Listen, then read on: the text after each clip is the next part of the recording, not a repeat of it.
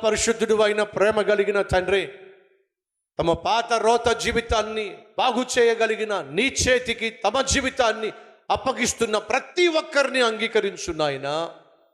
అద్భుతమైనటువంటి నూతన జీవితాన్ని ప్రసాదించయ్యా. ప్రతి విధమైన పాపము పైన విజయాన్ని ఇవ్వండి నాయన. ఇది మొదలుకొని పవిత్రంగా జీవించే భాగ్యాన్ని ఇవ్వండి అయ్యా.